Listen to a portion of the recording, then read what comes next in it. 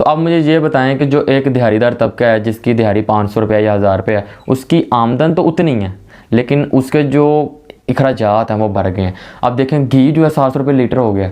तो आप मुझे ये बताएं कि गरीब आदमी कहाँ से इतना महंगा अफोर्ड करे। गंदम भी आई मंडी में, वो भी महंगी, चावल आए वो महंगे, फल को तो भूल ही जाएँ वो भी महंगे। तो मुझे आप ये बताएं कि ये महंगाई नहीं तो और क्या है। फिर आप किस मुँह से ये कहते हैं कि हम महंगाई को ख़त्म करने हमने आना, हमने महंगाई मार्च करना था।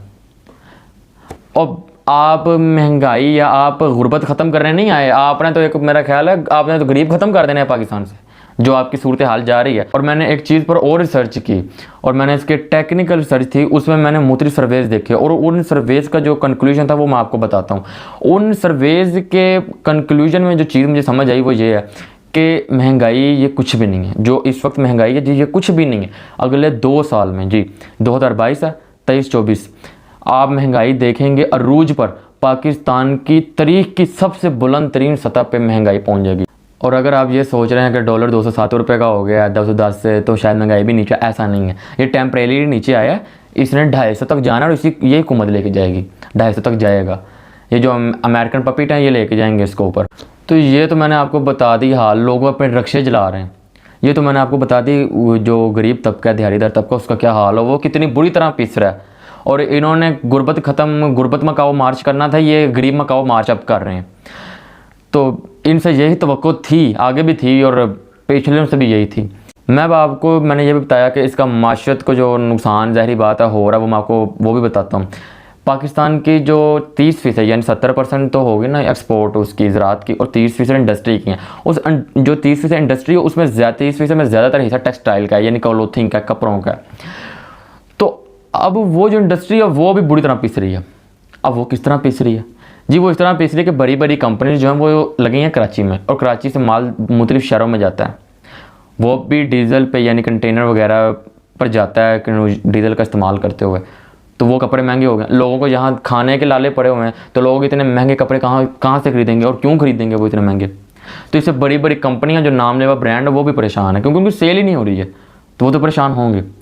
तो और जो छोटे ब्रांड्स हैं जो आने वाले मुस्तकबिल में पाकिस्तान के एक्सपोर्ट में एक अच्छा अहम किरदार अदा कर सकते थे, रोल अदा कर सकते थे, जो आने वाले फ्यूचर स्टार हो सकते थे पाकिस्तान की इंडस्ट्री के, लेकिन वो कंपनियां शुरू होने से पहले बंद हो गई हैं।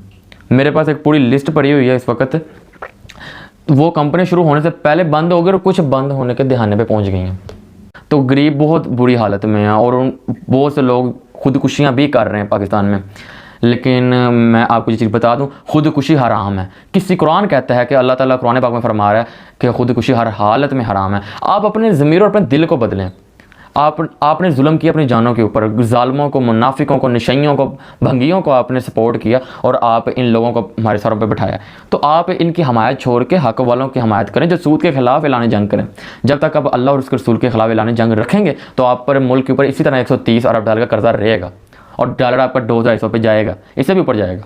लेकिन ये अभी फ़िलहाल का मैं आपको बता रहा हूँ। और पेट्रोल भी आपका 320 रुपये लीटर हो जाना है अगले 45 दिनों में। आप देखेंगे 300 तक तो इसने इजीली जाना ही जाना है, इन्होंने लेके जाना है, यहाँ नहीं खड़ा होना 250 पे, ये 320 रुपये लीटर तक पेट्रोल जाना है। तो आप देखें इतनी महंगाई की बुरा हाल हो गया आवाम का, पिस गई आवाम खाने के।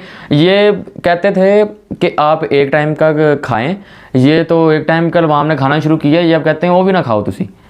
वो आधी रोटी के भी अवाम के पास पैसे नहीं हैं। जो ये हालात हैं इनके, जो ये कर रहे हैं मुल्क का हाल, मुल्क का तो बेड़ा गर्क किया ही किया इन्होंने। 75 साल की बदतरीन सियासत आपने 2021, 22 और ये 23 में आप 24 में देखेंगे। बदतरीन सियासत, बदतरीन हालात मुल्क के। अब मैं आपको बताता हूँ कि इन हुक्मरानों की जो अय्याशियाँ, जून में जो बजट मंजूर हुआ ना साल का, उसमें 5 अरब जी 5 अरब 500 करोड़ पार्लियामेंट के बजट में इजाफा किया गया। ये 5 अरब की क्या ज़रूरत पड़ गई है? ये वटे तोड़ते हैं वहाँ जाके पत्थर पार्लियामेंट में बैठ के। ये कौन सी मेहनतें कर रहे हैं जो हमें नज़र नहीं आ रही? कुछ भी करते करते है नहीं, आवाम का पैसा बस खाई जा रहे हैं, खाई जा रहे हैं, खाई जा रहे हैं। एक बेगैरत जाता है दूसरा आ जाता है, दूसरा जाता है तीसरा आ जाता है। इन बेगैरतों ने, इन बेज़मीर और जालिम इन हुक्मरानों ने आवाम का जनाजा निकाल के रख दिया।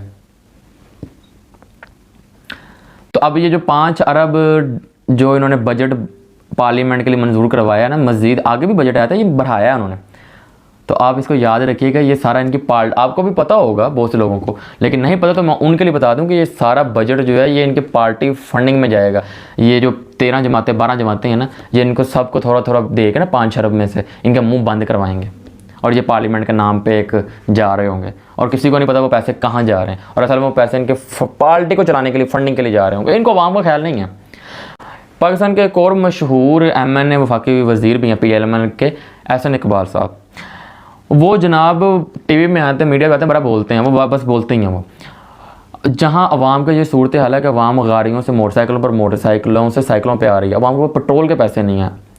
वो जनाब हो रही इतने बुरे हालातों में जहाँ अवाम पिस रही है। वो 6.5 करोड़ 7 करोड़ की उन्होंने लैंड क्रूज़र ली है, 6.5 7 करोड़ की लैंड क्रूज़र ली है, और अवाम के इधर खाने के पैसे नहीं हैं, और अवाम को ये 2-2 हज़ार दे के पता नहीं कौन सा एहसान कर रहे हैं, समझ से बाहर है। बस एक उल्ट बेवकूफ़ बनाया हुआ है इन्होंने अवाम को। और जो प्राइम मिनिस्टर हाउस है वहाँ पे आप देखें कि वहाँ स्विमिंग पूल बन रहे हैं, 1 मिनट की लोड शेडिंग नहीं होती, और लोड शेडिंग ने यहाँ बेड़ा गर्क कर दिया पूरे पाकिस्तान का। उसके अलावा आप इनके देखें जब ये काफ़िले जनाब और के आ रहे होते हैं, PMN साहब के, प्राइम मिनिस्टर शहबाज शरीफ साहब के, या दूसरे वफाकी वज़ीर साहब के, इधर पेट्रोल नहीं मिल रहा आवाम को, महंगा बहुत ज़्यादा है, और इधर क्या हो रहा है, इधर 40-40 गाड़ियाँ काफ़िले में आ रही हैं। मुझे बताएं आपको किस जान से, आपको किससे खतरा है जी? खतरा उनको होता है जो अच्छे लोग होते हैं, जो अच्छा काम करते हैं, जो अमेरिका की आंखों में खटकते हैं या जो इस्टेब्लिशमेंट की आंखों में खटकते हैं। खतरा उनको है। आपको लाने वाले इस्टेब्लिशमेंट, और इस्टेब्लिशमेंट लाई है आपको अमेरिका के कहने पे। तो मुझे आप ये बताएं कि आप कैसे इस चीज़ को जो है डरते हैं, और इतना प्रोटोकॉल आपने क्यों रखा हुआ है?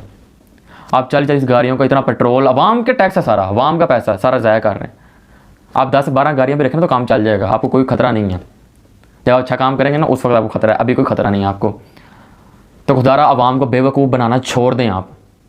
और मैं अपने जो बाज़मीर लोग हैं, जो मेरे इस्लाम के वफ़ादार जो मुसलमान हैं, मोमिन हैं, मैं उनसे मुखातिब हूँ, और अपने मुहब्बे वतन पाकिस्तानियों से मुखातिब हूँ, जहाँ भी वो दुनिया में मौजूद हैं, मैं उनसे मुखातिब हूँ। इस चीज़ का, यार इस चीज़ का, ये पाकिस्तान आपका है, ये इनके बाप दादा ने बनाया था, ठीक है?